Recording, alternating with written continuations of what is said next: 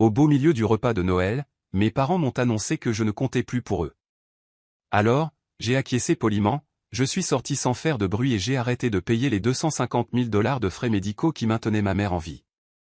Salut à tous, abonnez-vous pour faire partie de la famille et dites-nous en commentaire d'où vous regardez cette vidéo. Sur ce, reprenons l'histoire. Je fixais la dinde de Noël au centre de la table, les mains tremblantes, serrant mon verre de vin. Le lustre en cristal au-dessus de nous projetait des ombres dansantes dans la salle à manger de mes parents, cette même pièce où j'avais fêté chaque étape de ma vie qu'ils avaient bien voulu reconnaître. Le rire de ma mère, perçant et dédaigneux, a coupé court à la musique de Noël qui jouait doucement en fond sonore. Franchement, Maya ne comprend pas ce qu'est la vraie réussite, a lancé ma petite sœur Amber en faisant tourner sa bague de fiançailles pour la millionième fois de la soirée. Mes parents ont hoché la tête avec enthousiasme, mon père levant son verre en signe d'approbation. J'avais conduit 4 heures sous une tempête de neige pour être là. J'avais quitté mon appartement à l'aube, fait 3 magasins différents pour trouver la marque précise de chocolats importés que ma mère adore, et je portais la robe rouge qu'elle m'avait offerte l'an dernier parce qu'elle disait qu'elle me rendait présentable. Le boulot de Maya est tout mignon, a ajouté maman, la voix dégoulinante de condescendance, elle joue avec des chiffres toute la journée. Rien à voir avec le poste d'Amber au cabinet. Je suis analyste financière senior dans une grande société d'investissement. Je gagne un salaire à 6 chiffres.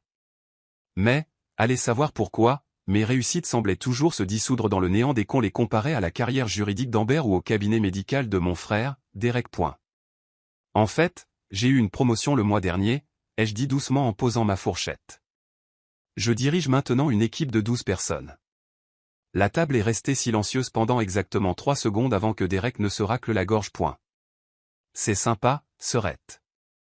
Bref, papa, à propos de ce voyage de golf à Scottsdale. Et juste comme ça, j'ai disparu à nouveau. La fille invisible. L'oublier. Le filet de sécurité financier qu'il ne reconnaissait jamais. Et si seulement j'avais su qu'à minuit, tout volerait en éclats. 3 mois plus tôt, j'avais reçu un appel qui avait tout changé. La voix de ma mère était faible, effrayée. Un ton que je n'avais jamais entendu chez cette femme qui m'avait élevé d'une main de fer avec des standards impossibles. Maya, chérie, j'ai besoin de toi. Ces quelques mots m'avaient fait foncer à l'hôpital à 2 heures du matin, le cœur battant à tout rompre. À mon arrivée, le visage du médecin m'avait tout dit avant même qu'il ne parle. Cancer du pancréas, stade 3, avait-il dit, la main sur mon épaule. Agressif. On l'a détecté, mais le traitement sera lourd et coûteux. Même avec l'assurance, il restera une part très importante à votre charge. Assise dans cette salle d'attente stérile, sous le bourdonnement des néons, j'avais pris une décision. Tout ce dont elle a besoin, lui ai-je dit. Quoi qu'il en coûte. Personne ne m'avait demandé de le faire. Mon père gagnait bien sa vie en tant qu'ingénieur, mais leur retraite était bloquée dans l'immobilier et des placements. Derek croulait sous ses prêts étudiants. Amber venait d'acheter une maison. Alors, j'ai pris les devants, comme toujours, et j'ai ouvert mon compte épargne sans hésitation. 250 000 $. Voilà ce que j'ai payé en 3 mois.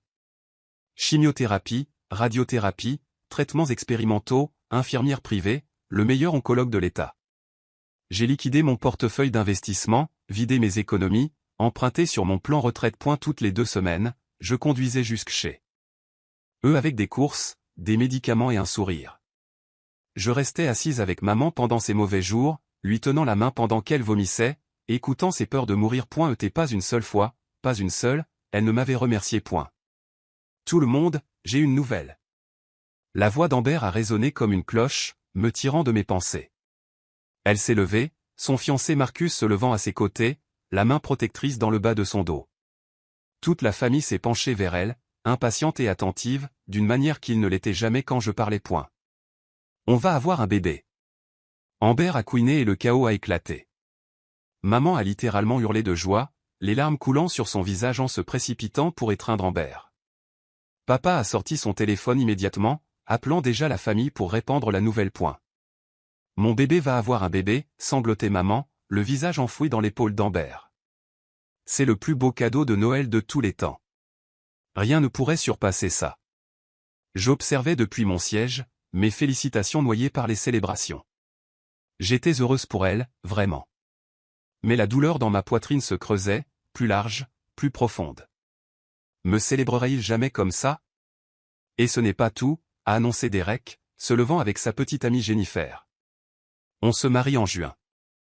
Jen et moi pensons à un mariage à l'étranger. Quelque chose d'élégant. Cher, mais ça en vaut la peine. Il a souri à nos parents d'un air entendu point. Bien sûr qu'on aidera à payer, s'est exclamé papa immédiatement. Tout pour mon fils. Mon fils médecin, ma réussite. J'ai senti quelque chose se fissurer en moi. Ces mêmes parents qui m'avaient dit qu'ils ne pouvaient pas m'aider pour mes prêts universitaires parce que j'avais choisi une filière, pratique, au lieu de quelque chose de prestigieux, offraient maintenant des chèques en blanc à Derek. C'est merveilleux, maman a joint ses mains. Mes 2 bébés entament de nouveaux chapitres magnifiques. Vos 3 enfants, ai-je dit doucement. Personne ne m'a entendu point après le dîner, je me suis retrouvé à aider maman avec la vaisselle. Une autre corvée qui me revenait toujours pendant qu'Amber et Derek se prélassaient dans le salon, leur rire résonnant dans la maison. Maman, ai-je commencé prudemment en lui tendant une assiette à essuyer. Je voulais te parler des factures médicales. J'ai tout couvert jusqu'ici et je commence à être à court d'eux. Oh Maya, m'a-t-elle interrompu, le ton déjà agacé. Tu es obligé de toujours parler d'argent? C'est Noël. Ma gorge s'est serrée. Je sais, mais j'ai payé près de 250 000 $ pour ton traitement. J'ai juste besoin de discuter d'un plan de remboursement parce que j'ai épuisé mes économies. Elle a posé l'assiette avec un bruit sec. On ne t'a jamais demandé de faire ça. C'était ton choix. Ta décision. Personne ne t'a forcé la main. Les mots m'ont frappé comme de l'eau glacée. Tu m'as appelé en pleurant. Tu as dit que tu avais besoin de moi. Le docteur a dit que sans traitement. Oui, bon, Derek allait s'en occuper tôt ou tard, a-t-elle dit avec dédain, en agitant la main. C'est un médecin. Il comprend ces choses-là mieux que toi. Tu t'es juste précipité sans demander à personne. Je suis resté figé, de la mousse de savon dégoulinant de mes mains. Derek n'a pas payé un seul dollar parce qu'il démarre sa carrière. Il a des prêts étudiants, des responsabilités. Toi, tu es juste. Elle a marqué une pause, cherchant les mots qui couperaient assez profondément. Toi tu t'en sors très bien toute seule. Tu n'as pas de famille à charge. Pas de mari, pas d'enfant. À quoi d'autre dépenserais-tu ton argent? La cruauté désinvolte de sa remarque m'a coupé le souffle. De toute façon, a-t-elle continué, nous devons nous concentrer sur l'aide à apporter à Amber et Derek maintenant. Les vraies étapes de la vie de famille. Les choses importantes. Les vraies étapes. Les choses importantes. Pas moi. Jamais moi. Papa a appelé tout le monde au salon pour ce qu'il a appelé une réunion de famille. Mon estomac s'est noué alors que je m'asseyais au bout du canapé, sachant pertinemment que ce qui allait suivre ferait mal. Votre mère et moi avons discuté de notre planification successorale, a commencé papa, ses lunettes de lecture perchées sur le nez. Compte tenu des nouveaux développements, la grossesse d'Amber et le mariage imminent de Derek, nous avons pris certaines décisions. Il a sorti un dossier contenant des documents officiels.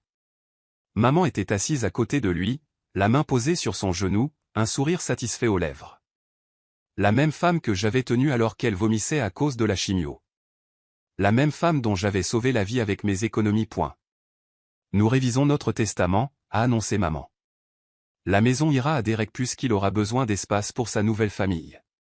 Nos investissements immobiliers seront divisés entre Derek et Amber. Les comptes de retraite seront également partagés entre eux. J'ai senti mon cœur s'arrêter. Et moi? Papa n'a même pas levé les yeux de ses papiers. Eh bien, Maya, tu es stable. Tu as un bon travail. Tu n'as pas besoin de l'aide dont tes frères et sœurs auront besoin pour démarrer leur famille. On s'est dit que tu comprendrais. Comprendre. Ma voix s'est brisée. Je viens de payer 250 000 $ pour le traitement du cancer de maman. J'ai vidé toutes mes économies, mes investissements, tout ce que j'avais bâti en 10 ans. Encore à parler d'argent, a claqué maman, son visage se tordant d'irritation. C'est tellement vulgaire, Maya. Tellement inapproprié. Il s'agit de la famille, pas de transaction. Amber a bougé, mal à l'aise, mais n'a rien dit. Derek examinait ses ongles, évitant mon regard. Nous avons décidé, a continué papa, la voix ferme et définitive, que vu ta situation célibataire, sans enfant, pas de projet de famille immédiat, tu n'es tout simplement pas une priorité pour notre héritage. Amber et Derek ont davantage besoin de notre soutien. Les mots ont flotté dans l'air comme du poison. Tu n'es pas une priorité. Après tout ça. Après avoir sacrifié mon avenir. Après avoir été la fille qui était toujours là, qui aidait toujours, qui essayait toujours. Je n'étais pas une priorité. Je me suis levé lentement, les jambes tremblantes. La pièce semblait s'incliner et tourner, les lumières de Noël se brouillant en traînées rouges et vertes.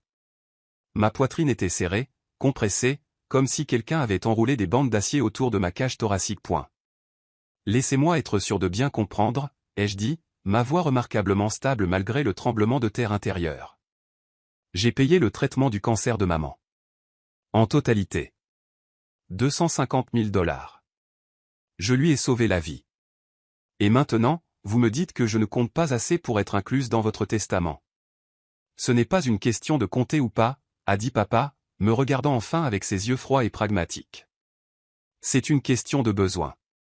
Derek et Amber ont besoin de soutien. Pas toi. Parce que j'ai tout sacrifié pour sauver la vie de maman. Ma voix s'est élevée, des années de silence se brisant enfin. Je n'ai plus d'économie parce que je vous les ai donnés. Je n'ai plus d'investissement parce que je les ai liquidés pour le traitement de maman. Je ne suis plus en sécurité financière parce que j'ai choisi de sauver ma mère. Baisse d'un ton, a dit maman sèchement. Tu es trop dramatique. C'est exactement pour ça qu'on a pris cette décision. Tu es trop émotive, trop instable. Derek et Amber sont des adultes raisonnables et matures. Quelque chose en moi est mort à ce moment-là.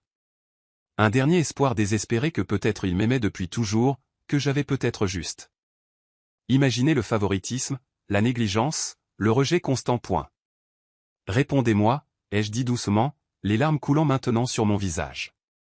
Si je n'avais pas payé le traitement, aurais-tu survécu? Le visage de maman a rougi. C'est de la manipulation. Réponds à la question. Papa a soupiré lourdement. Probablement pas. Le cancer était agressif. Sans traitement immédiat, le pronostic était de 6 mois, peut-être moins. Donc je t'ai sauvé la vie.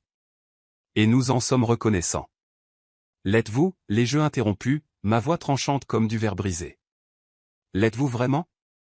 Parce que la gratitude ressemble à de la reconnaissance. Elle ressemble à un remboursement. Elle ressemble à inclure sa fille dans son testament après qu'elle t'ait littéralement sauvé la vie. Amber a finalement pris la parole, la voix hésitante. Maya, peut-être que tu réagis de manière excessive. Ne t'en mêle pas, ai-je dit sans même la regarder.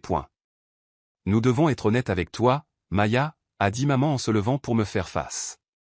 Ses couleurs étaient revenues depuis le traitement. Les joues roses, les yeux brillants, l'éclat de la santé. Tout ça grâce à moi. Tu as toujours été difficile, même enfant, tu ne t'intégrais jamais vraiment à la dynamique familiale. Toujours à vouloir de l'attention, toujours à avoir besoin de validation. J'ai ri, un son amer qui ne me ressemblait pas, je voulais que mes parents m'aiment.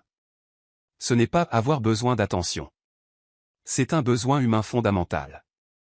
Nous t'aimons, a dit papa, mais son ton était purement formel, répété par cœur. Mais aimer ne veut pas dire encourager la dépendance. Tu dois voler de tes propres ailes sans attendre de récompense pour chaque petite chose que tu fais. Chaque petite chose, ai-je répété lentement. Chaque petite chose. Je lui ai sauvé la vie. Et nous apprécions cela, a dit maman, sa voix se refroidissant. Mais ça ne veut pas dire qu'on te doit tout notre patrimoine. Ce n'est pas comme ça que fonctionne une famille. Alors comment fonctionne une famille, maman? Explique-moi. Parce que de là où je suis, la famille ressemble à une fille qui sacrifie tout pendant que 2 enfants rois sont célébrés juste pour le fait d'exister. Derek s'est levé, son autorité de médecin imprégnant ses mots. Maya, tu es irrationnelle. Maman et papa ont le droit de distribuer leurs biens comme bon leur semble. C'est leur argent, leur décision. Tu n'as droit à rien. Je ne demande pas tout. Je demande de la reconnaissance. De l'égalité. La même considération que vous recevez tous les deux, malgré le fait que je suis la seule à avoir réellement sauvé la vie de maman. Ça suffit. La voix de papa a tonné dans la pièce. C'est notre décision finale, Maya. Nous en avons discuté longuement et nous sommes d'accord pour dire qu'Amber et Derek sont nos priorités en ce moment. Tu as eu beaucoup de soutien au fil des ans. Cite-moi une fois, l'ai-je mis au défi? Une seule fois où vous m'avez soutenu financièrement. Émotionnellement. De n'importe quelle façon qui comptait vraiment. Le silence était assourdissant. Point. Exactement, ai-je chuchoté. Pas une seule fois. Jamais. J'ai payé mes études. Ma voiture. Mon appartement. Ma vie. Et ensuite j'ai payé la vôtre. Le visage de maman s'est durci comme de la pierre. Si tu vas être aigri d'avoir aidé ta propre mère à rester en vie, alors peut-être qu'on avait raison sur ton compte depuis le début. Répète ça, ai-je dit calmement, ma voix tombant dans un registre dangereux. Répète ça pour que je sois sûr d'avoir bien entendu. Maman a levé le menton, défiante. J'ai dit que si tu vas nous jeter ton aide financière au visage comme une sorte de martyr, alors peut-être qu'on a eu raison de ne jamais te prioriser. Peut-être qu'on a vu quelque chose en toi qui a toujours été égoïste, toujours. Calculateur. L'amour, le vrai, ne vient pas avec des conditions. La température de la pièce a semblé chuter de 10 degrés. Même Amber avait l'air mal à l'aise maintenant et Derek avait la décence de regarder ailleurs. Point. Des conditions, ai-je répété, ma voix tremblant d'une émotion que je ne pouvais nommer. Quelque chose de plus grand que la colère, de plus profond que la blessure. Tu penses que te sauver la vie venait avec des conditions? Tu attends clairement quelque chose en retour, a interjeté papa. Sinon, nous n'aurions pas cette conversation. Je suis resté là à regarder ces gens à mes parents, mes frères et sœurs et j'ai réalisé avec une clarté foudroyante que j'avais aimé des fantômes. La famille que j'avais imaginée, les parents qui s'en souciaient, les frères et sœurs qui me valorisaient, aucun d'eux n'existait. Ils n'avaient jamais existé. Point. Vous avez raison, ai-je dit finalement, ma voix étrangement calme. Nous n'aurions pas cette conversation si vous m'aviez un jour aimé comme vous les aimez eux. Si vous m'aviez un jour considérée comme importante, comme précieuse, comme digne d'intérêt. Et c'est reparti, a soupiré maman de façon théâtrale. Le coup de la victime. Maya, tu as 32 ans. Quand vas-tu arrêter de nous blâmer pour tes propres insuffisances? C'est là que quelque chose en moi ne s'est pas brisé, mais s'est cristallisé, durci avec la clarté tranchante du diamant. Point. J'ai besoin de savoir quelque chose, ai-je dit en sortant mon téléphone. Et j'ai besoin de la vérité. Maman, combien de traitements te reste-t-il? Elle a cligné des yeux, prise au dépourvu. Quoi? Quelle importance? Combien? 3 perfusions de plus, a-t-elle admis. Janvier, février et mars. Puis des rendez-vous de contrôle trimestriel pendant 5 ans. J'ai hoché la tête lentement, en calculant. Point. Chaque perfusion coûte $22 000. Ça fait $66 000.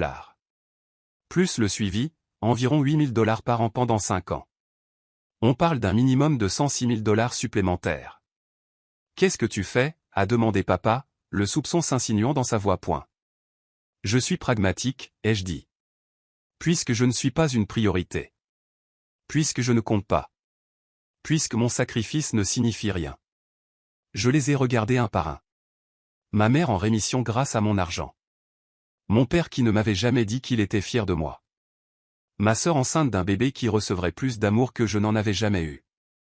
Mon frère dont le succès était loué tandis que le mien était rejeté. Point. Voilà ce qui va se passer, ai-je dit, la voix stable et froide. Je vais franchir cette porte. Je vais rentrer chez moi.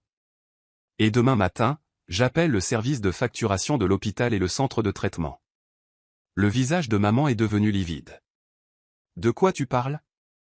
Je stoppe le paiement de tous les traitements futurs. Les 3 perfusions restantes? Vous devrez trouver comment les payer vous-même. Les rendez-vous de suivi? Pas mon problème. Les médicaments? Trouvez une autre source. Tu ne peux pas faire ça, a crié papa en bondissant sur ses pieds. Ces traitements sont programmés. Ils sont nécessaires.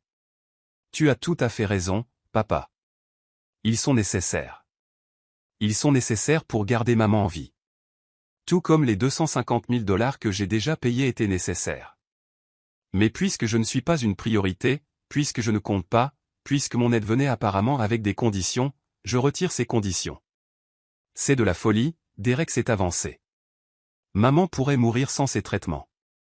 Alors je te suggère de liquider ton portefeuille d'investissement. Ou Derek, tu pourrais contracter des prêts comme je l'ai fait. Amber, peut-être vendre cette nouvelle maison. Papa, tu as mentionné des investissements immobiliers. Vends un. Problème résolu. On ne peut pas faire ça, a pleuré Amber, la main protectrice sur son ventre. On a un bébé qui arrive. Et moi j'avais une vie planifiée, ai-je dit doucement. Un avenir. Des économies. De la sécurité. J'avais le rêve d'acheter une maison, de fonder une famille, peut-être de voyager. J'ai renoncé à tout ça, volontairement, sans hésitation, pour sauver la vie de maman. Et vous venez de me dire que je ne compte pas assez pour être incluse dans votre testament. Le visage de maman s'est effondré. Maya, s'il te plaît. Tu es énervée. Tu ne penses pas ce que tu dis. Ah bon? J'ai ramassé mon sac et mon manteau. Vous avez dit que le véritable amour ne vient pas avec des conditions. Vous avez raison. Mais vous savez avec quoi le véritable amour ne vient pas non plus? Le manque de respect. Le mépris. L'indifférence. Vous m'avez appris ce soir que je ne suis pas de la famille. Je suis une ressource. Un compte en banque qui respire. Si tu fais ça, tu tues ta mère, a dit papa, la voix tremblante. Je me suis tourné vers lui et je l'ai laissé voir chaque once de douleur qu'il m'avait causé. Non, papa. Si elle meurt, c'est parce que vous l'aurez tuée. Toi, qui a décidé qu'elle ne valait pas la peine de vendre un bien immobilier? Derek, qui a un salaire de médecin mais pour qui les prêts étudiants sont plus importants? Amber, qui doit économiser pour un bébé qui n'est même pas encore né? Ne t'avise pas de franchir cette porte, a dit maman, sa voix montant dans les aigus. Ne t'avise pas d'abandonner ta famille. Je me suis arrêté dans l'encadrement de la porte, la main sur le cadre. Les lumières du sapin de Noël scintillaient derrière eux, projetant surtout une lueur surréaliste.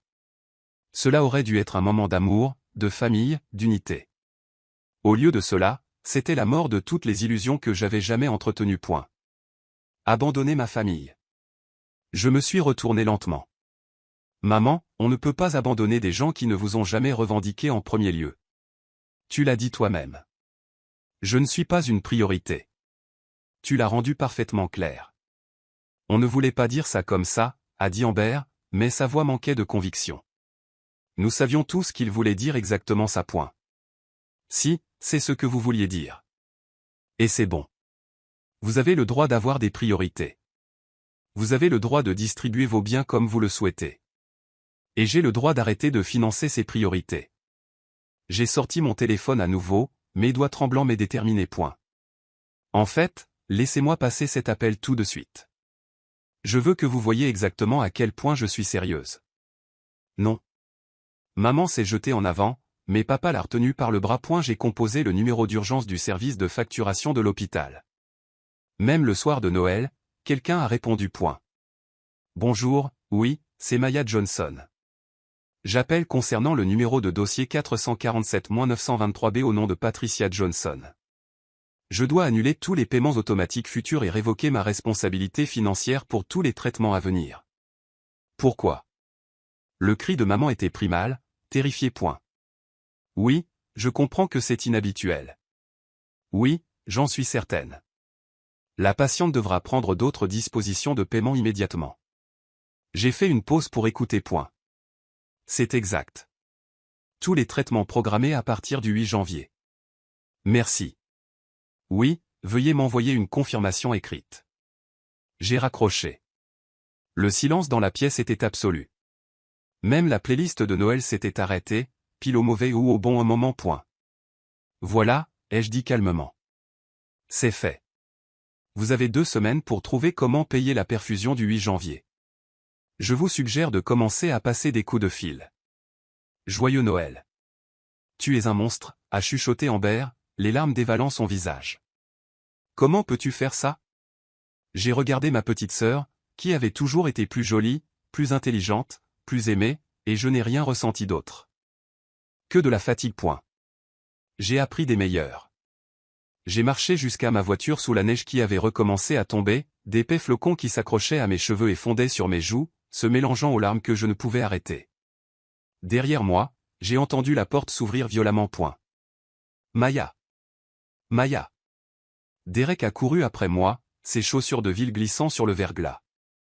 Attends juste un peu. J'ai déverrouillé ma voiture mais je ne suis pas entré. Point. Quoi, Derek? Que pourrais-tu bien dire maintenant? Il respirait fort, son souffle formant de la buée dans l'air froid. Point. Tu ne peux pas faire ça. C'est notre mère. Ta mère. La femme qui t'a donné la vie, qui t'a élevé. Élevé? J'ai ri, un son creux. Elle t'a élevé. Elle a élevé Amber. Moi, je me suis élevée toute seule en essayant désespérément de gagner un amour qui n'allait jamais venir. C'est faux. Cite ma couleur préférée. Il a cligné des yeux. Quoi? Ma couleur préférée. Cite-la. Cite mon plat préféré. Ma plus grande peur. Ce que je voulais être quand j'avais 10 ans. Une seule chose, Derek. Dis-moi une seule vraie chose sur moi qui prouve que tu m'as un jour vu comme autre chose que l'enfant du milieu qu'on oublie. Il a ouvert la bouche. La refermée. La rouverte. Maya, ce n'est pas juste. Non, ce n'est pas juste. Rien de tout ça n'a jamais été juste. Mais tu sais quoi? J'ai fini de m'en soucier. J'ai fini de me sacrifier. J'ai fini d'être invisible pendant que vous brillez tous. Je suis monté dans ma voiture. Point. Tu es médecin. Tu gagnes 300 000 $ par an. Débrouille-toi. J'ai des prêts. Et j'avais des économies. Avait. Au passé. Parce que je les ai donnés pour lui sauver la vie. Maintenant c'est ton tour. Si elle meurt, je ne te le pardonnerai jamais. Je l'ai regardé à travers la portière ouverte, les flocons tourbillonnant entre nous. Point. Derek, tu ne m'as jamais assez remarqué pour te forger une opinion qui vaille la peine de s'inquiéter. Ton pardon ne signifie rien pour moi parce que ton amour n'a jamais rien signifié en premier lieu. J'ai claqué la portière et démarré le moteur. À travers le pare-brise, je pouvais voir maman s'effondrer sur le porche, papa la soutenant.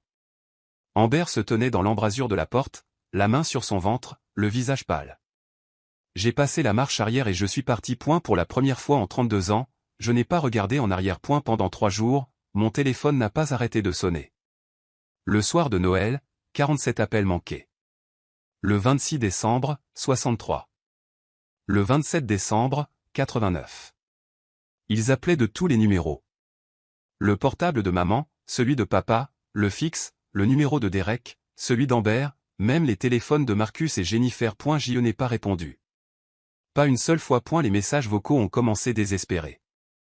La voix de maman, faible et en pleurs, Maya bébé, s'il te plaît. S'il te plaît décroche. On peut en parler. On peut arranger ça. La voix de papa, en colère puis suppliante, c'est ridicule. Rappelle-nous immédiatement. Ta mère a besoin de toi. Puis est venue la manipulation. Amber, Maya, je suis enceinte. Le stress affecte le bébé. Tu veux avoir ça sur la conscience. Derek, j'ai parlé à son oncologue. Sans le prochain traitement, elle a 40% de risque de rechute dans les 6 mois. C'est ce que tu veux. Puis est venue la rage. Des messages me traitant d'égoïste, de cruel, de sans cœur. Après tout ce qu'on a fait pour toi, a hurlé papa dans un message. Que avait-il fait exactement? Je ne m'en souvenais pas. Le 28 décembre, mon téléphone a vibré avec un texto d'un numéro que je ne reconnaissais pas. C'est le docteur Harrison, l'oncologue de votre mère. Je comprends qu'il y a un malentendu concernant le paiement du traitement en cours. Pouvons-nous prévoir un appel? J'ai répondu, aucun malentendu. La patiente doit organiser son propre paiement. Elle a une famille qui m'a assuré quelle était leur priorité. Ils peuvent prioriser les coûts de son traitement. Sa réponse est arrivée rapidement, Madame Johnson, je comprends que les dynamiques familiales peuvent être complexes, mais la vie de votre mère est entre les mains de personnes qui la valorisent plus qu'elle ne me valorise moi. Sûrement que cela vaut 106 000 $ à leurs yeux. Il n'a plus répondu. Ce soir-là, ma tante, la sœur de maman à qui j'avais à peine parlé depuis des années, a appelé. J'ai répondu, curieuse. Pourquoi? Oh chérie, ta mère m'a appelé en pleurant. Elle m'a dit que tu l'avais abandonnée au moment où elle avait besoin de toi. Comment as-tu pu? T'a-t-elle dit que j'avais déjà payé 250 000 $ pour son traitement? A-t-elle mentionné cette partie? Silence. Elle. Quoi? TATL dit qu'ils m'ont retiré de leur testament parce que je ne suis pas une priorité, comparé à Derek et Amber? Encore le silence. Point. Maya, je ne savais pas, personne ne sait jamais. Parce que je suis l'invisible. Je l'ai toujours été. J'ai raccroché. Cela fait 6 mois depuis ce dîner de Noël. Maman n'a pas eu son traitement de janvier. Ni celui de février. Ni celui de mars. Le cancer est revenu, agressif et rapide, exactement comme le docteur Harrison l'avait prédit. Elle a tenu 4 mois. Je ne suis pas allé à l'enterrement. Les gens m'ont traité de monstre. Des membres de la famille que je n'avais pas vus depuis des décennies sont sortis du bois pour me dire que j'étais diabolique, sans cœur, cruel. Derek a fait un éloge funèbre où il a raconté comment maman était morte parce que sa propre fille l'avait abandonnée. Le bébé d'Amber est né 2 mois après le décès de maman. Une fille qu'ils ont prénommée Patricia, d'après la grand-mère qui est morte à cause de moi. C'est l'histoire qu'il raconte, en tout cas. L'histoire où je suis la méchante. Mais voici la vérité qu'il ne mentionne pas. Durant ces 4 mois, pas une seule fois Derek, Amber ou papa n'ont liquidé quoi que ce soit pour payer le traitement. Ils avaient des options. Ils ont choisi de ne pas les utiliser. Papa a toujours ses investissements immobiliers. Derek a toujours ses économies intactes. Amber a toujours sa maison. Ils auraient pu la sauver. Ils ont choisi de ne pas le faire. Mais c'est moi qu'on blâme. J'ai déménagé dans un autre état. Changé de numéro. Tout recommencer à zéro. Je reconstruis mes économies lentement. Je suis en thérapie, je travaille sur 32 ans de traumatisme, j'apprends que ma valeur n'est pas liée à ce que je peux donner. Certaines nuits, je reste éveillé à me demander si je suis un monstre. Si j'ai vraiment tué ma mère. Si les liens du sang devraient être plus forts que la douleur qu'ils ont causée. Mais alors je me souviens, tu n'es pas une priorité. Je me souviens de la façon dont ils me regardaient quand ils l'ont dit. La cruauté désinvolte. La croyance sincère que je méritais moins parce que je ne serais jamais ce qu'ils voulaient. Je n'ai pas tué ma mère. J'ai simplement arrêté de mourir pour des gens qui organisaient déjà mes funérailles. Et d'une certaine manière, j'apprends que ce n'est peut-être pas la même chose. Peut-être que se choisir soi-même n'est pas un meurtre. Peut-être que c'est le premier acte d'amour-propre que j'ai jamais réussi. Peut-être que je ne suis pas un monstre. Peut-être que je suis juste une femme qui a enfin compris qu'on ne peut pas sauver des gens qui ne vous accordent aucune valeur. On ne peut que se sauver soi-même. Je ne sais pas si j'ai fait le bon choix. Je ne le saurai probablement jamais.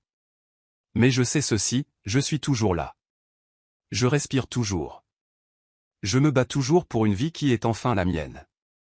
Et ça doit compter pour quelque chose. Même si je suis la seule à y croire. Si cette histoire a résonné en vous, n'oubliez pas de liker, de vous abonner et de partager vos pensées en commentaire. Avez-vous déjà eu l'impression d'être invisible dans votre propre famille? Comment fixez-vous des limites avec des gens qui refusent de voir votre valeur? Parlons-en.